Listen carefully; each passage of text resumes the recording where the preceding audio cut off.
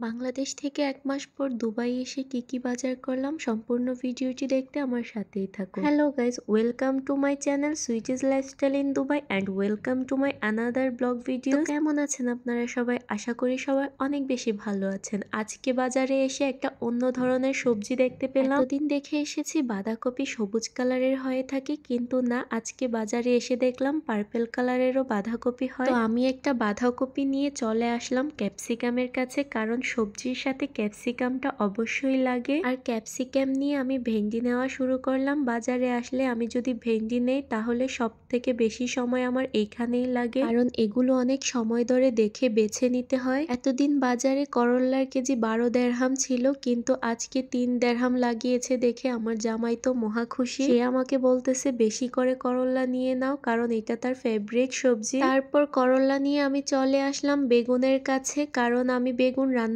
করে খাওয়া পছন্দ না করলেও বেগুন পোড়া ভর্তাটা আমার অনেক বেশি ভালো লাগে। আর প্রতি সপ্তাহে বাজারে গেলেই আমি 2-3টে করে বেগুন নিয়ে আসি। অ্যাকচুয়ালি ভর্তা প্রেমী মানুষেরা শুধু আইটেম খোঁজে কোন জিনিসটা দিয়ে ভর্তা খাওয়া যাবে। এখানে আমি কি নিচ্ছি জানেন? পুঁই শাক, যেটা আমার খুবই ফেভারিট একটা সবজি। আর দুবাইতে এই সবজিটা প্রায় 12 মাসই পাওয়া যায়, তাই আমার খুবই ভালো লাগে। প্রতি সপ্তাহে বাজারে আসলেই আমার ছেলের একটা আবদার, সে ফল খাবে। আর এখানে তারা সুন্দর করে ফলগুলোকে কেটে রেখে দেয়। অনেকে সব ধরনের মিক্সড করে নেয়, আবার অনেকে যার যেটা ভালো লাগে সেটাই নেয়। এখানে আমি প্রায় সব ধরনের ফলই নিচ্ছিলাম। প্রথমে ওয়াটারমেলন, তারপর আনার, তারপর পেঁপে নিচ্ছিলাম। পেঁপে নেওয়া হয়ে গেলে আমি আমার ফেভারিট ফ্রুটস ড্রাগন ফ্রুটসটা নিচ্ছিলাম। আমার জামাই আমাকে বলতেছিল তার ফেভারিট ম্যাঙ্গোটা নেওয়ার জন্য। সে আমাকে বলতেছে ম্যাঙ্গোটা একটু বেশি করেই নাও। তো আমি প্রায় সবগুলো ফলের থেকেই একটু একটু করে নিয়ে নিয়েছি। এখানে প্রায় 1 বক্স হয়ে গিয়েছে। আর এই 1 বক্স ফলের দাম এসেছে 9.5 দেরহাম, মানে বাংলা টাকা 300 টাকার কাছাকাছি। ছেলেকে ফল খেতে দিয়ে আমি আবার আমার কাজে লেগে পড়লাম। এখানে আমি টমেটো নিচ্ছিলাম। সবজি কেনাকাটার পর্ব প্রায় শেষ হয়ে এসেছে। যাওয়ার সময় একটা জিনিস দেখে তো আমি দাঁড়িয়েই গেলাম।